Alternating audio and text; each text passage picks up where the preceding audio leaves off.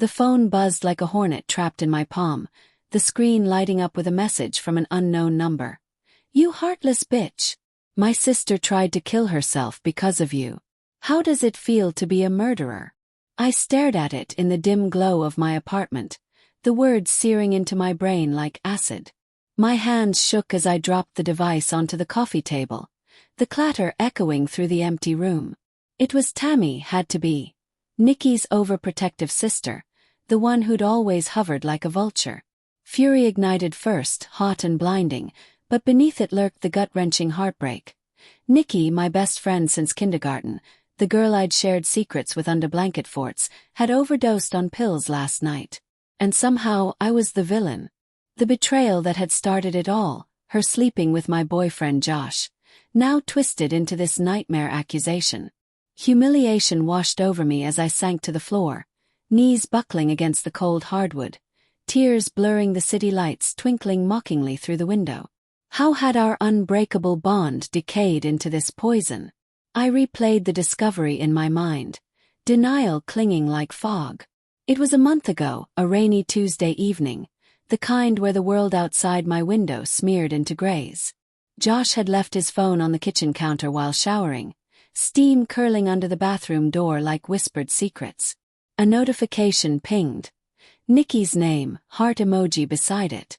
"Still on for tonight. Wearing your fave dress. Can't wait." Hugs and kisses. My stomach plummeted, a freefall into ice water. We'd been together 3 years. Lazy Sundays binge-watching shows.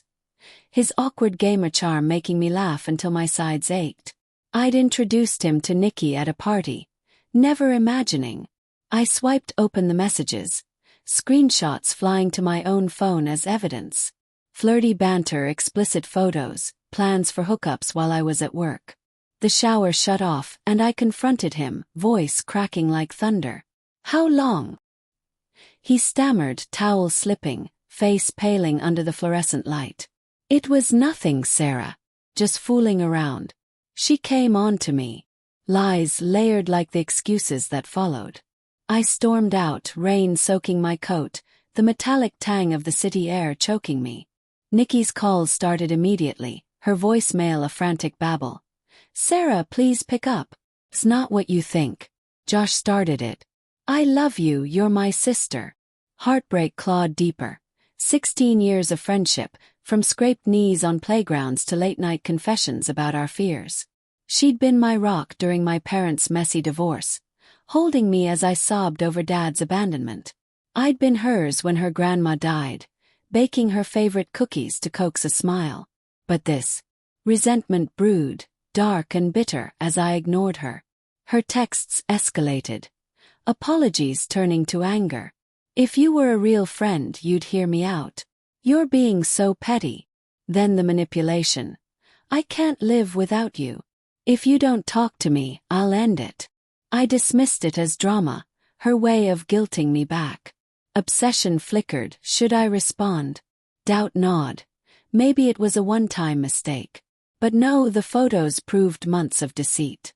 I blocked her, the click final as a door slamming. Word spread through our circle.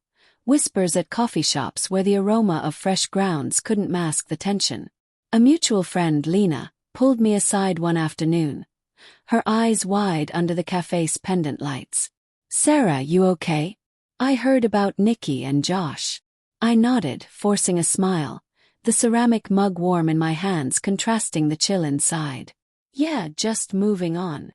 But inside, fantasies swirled, confronting them publicly, exposing their affair on social media.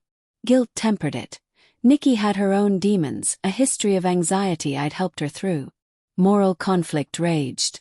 Forgiveness or justice? I chose silence, focusing on work, the click-clack of my keyboard a rhythmic escape. Then came the attempt. Lena called late, voice hushed over the line. "Sarah, Nikki's in the hospital. Overdose. Her family found her in time." Shock numbed me, the phone heavy as lead. Relief she survived mingled with anger. Why drag me into her chaos? Tammy's message followed, then more from Nikki's cousin. "You abandoned her when she needed you most. This is on you." Humiliation burned. Strangers at work glanced sideways, rumors twisting me into the cold-hearted one. My mom called next, her voice soft but probing over the speaker. "Honey, have you talked to Nikki?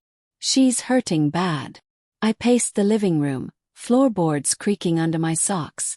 "Mom, she slept with Josh. Betrayed me." Pause then. "People make mistakes. You were so close, like sisters. Forgiveness is strength." Her words stung, echoing her own past. Cheating on Dad, begging him to stay. Was she projecting? Resentment toward her flared, layered over the existing pain. That night, sleep evaded me. The city's hum outside my window a mocking lullaby. Inner turmoil churned.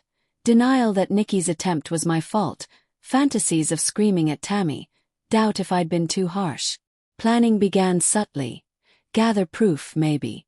I unblocked Nikki briefly, scrolling old messages for ammunition, the blue light harsh on my face. Fear crept in. What if the blame escalated? Moral grayness blurred lines. Was ignoring her cruel? But cold resolve hardened. They'd shattered my trust. I wouldn't let them paint me as the monster. The next day, pressure mounted at a family dinner. The scent of roasted chicken filling Mom's cozy kitchen, candles flickering on the lace tablecloth. Dad was absent, as always post-divorce, but Mom had invited me for support. She hugged me tightly, her perfume floral and overpowering. "Sarah," Tammy called me. "Nikki's out of the psych hold, but she's fragile. Maybe visit." I pulled back, fork clattering. "No way. They blame me for this." Mom's eyes softened, but her tone firmed.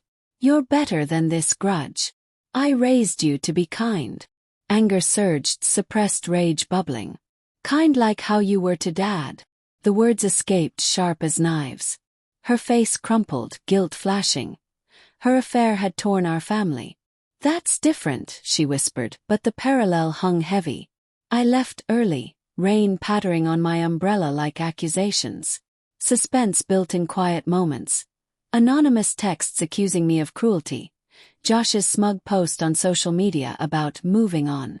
I met Lena for drinks, the bar's dim lights casting shadows on her concerned face. "Sarah, Tammy's telling everyone you drove Nikki to it. Saying you spread lies." Humiliation deepened to obsession. I needed to strike back. But how? Doubt assailed, revenge would make me like them. Yet as I walked home, streetlights pooling in puddles, resolve formed. I'd expose the truth, turn the narrative. Weeks blurred, tension ratcheting like a tightening spring. Mom ambushed me at a coffee shop, Nikki in tow, pale, eyes downcast, the scent of hospital lingering faintly. "Sarah, please," Nikki pleaded, voice trembling. "I messed up." Josh pursued me. I was weak. Manipulation dripped from her words. Mom nodded encouragingly. "See. She regrets it." Suppressed rage boiled. I stood, chair scraping. "Regrets? You threatened suicide to control me." Nikki's eyes widened, guilt evident but motivations complex. Loneliness, perhaps, from her fractured family. Tammy loomed via text. "Forgive her or live with the blood on your hands." Fear mingled with anger. What if they ruined my life? Alone in my apartment, I plotted in whispers to myself. The hum of the fridge a conspiratorial backdrop. Fantasies evolved. Leak their messages, reveal Mom's hypocrisy. Moral conflict peaked. Destroying them could heal me, but at what cost? Subtle hints emerged. I accidentally shared a vague post online, watching likes from sympathizers. Rising tension. Calls from unknown numbers, whispers at work. By month's end, as autumn leaves crunched underfoot, cold resolve solidified. Revenge wasn't impulse. It was strategy. The email draft glowed on my screen, cursor blinking like a heartbeat. Attachments of screenshots, Nikki's manipulative texts, Josh's dismissals. "Time for the truth," I typed, fingers hovering over send. But doubt froze me. The recipient list included our mutual friends, even Tammy's work email I'd dug up online. Obsession had morphed into planning over sleepless nights, the city's neon bleeding through curtains. Guilt whispered, Nikki was recovering, fragile. Moral grayness haunted, was exposing her poetic justice or cruelty. Yet resentment fueled me, the blame they'd heaped, turning my pain into their shield.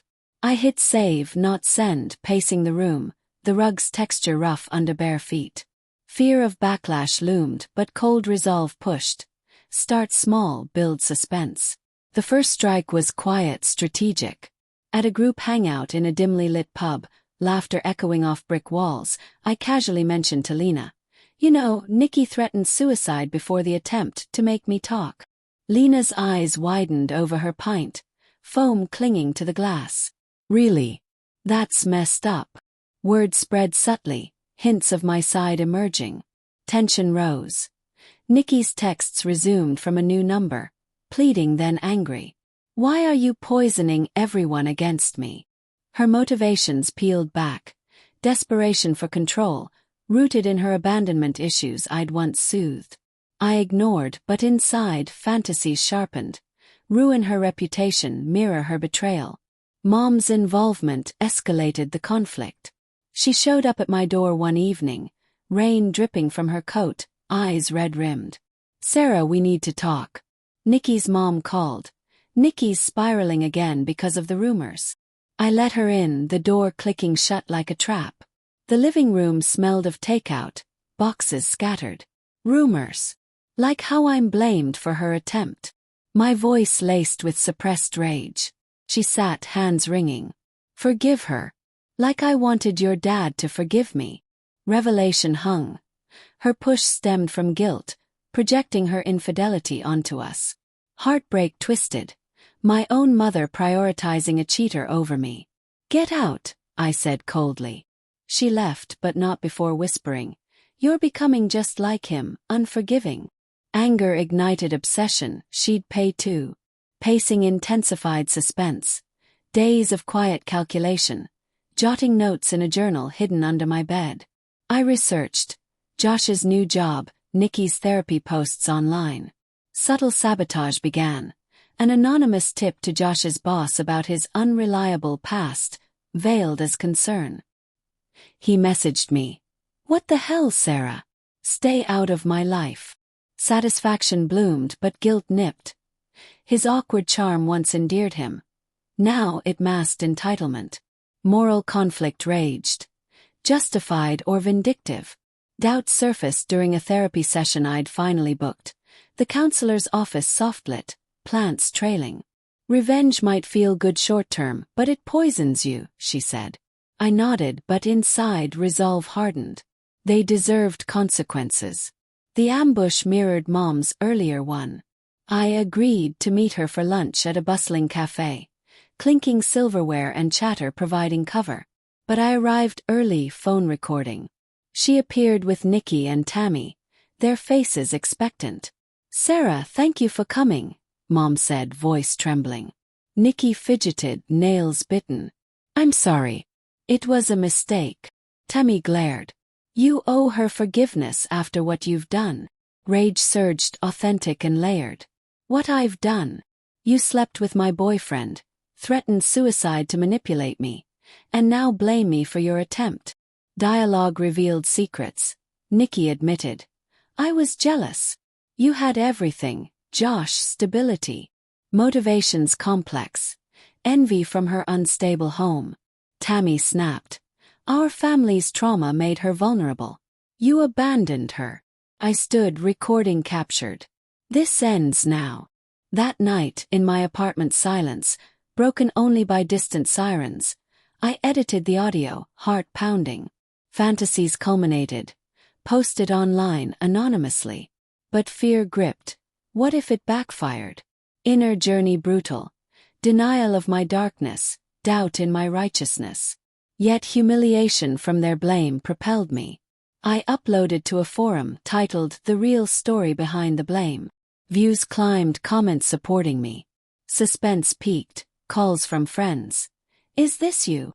Nikki's breakdown followed. Another hospital stay, this time voluntary. The twist unraveled at a family gathering I'd avoided, but Dad insisted. Mom cornered me in the backyard, leaves rustling in the wind, her face aged. Sarah the post, it's destroying Nikki. And me. Guilt flashed in her eyes. I cheated because I felt trapped. I pushed you to forgive to ease my conscience. Heartbreak deepened, her betrayal echoed mine. But then the shock. Nikki didn't attempt because of you. It was Josh. He dumped her after you left. Poetic justice twisted. Their affair imploded, Nikki's attempt from his rejection, not mine. Yet they'd blamed me to deflect. Obsession shattered into clarity. My revenge amplified their pain. In the aftermath, as winter snow dusted the city, unexpected consequences emerged. Nikki reached out genuinely via letter. I was wrong. Therapy's helping. No more blame. I burned it, unresolved. Mom went no contact voluntarily, her guilt consuming. Josh lost his job, rumors hounding. But victory tasted hollow. Guilt over escalating Nikki's spiral, moral grayness leaving me isolated. Friends distanced, seeing my cold resolve.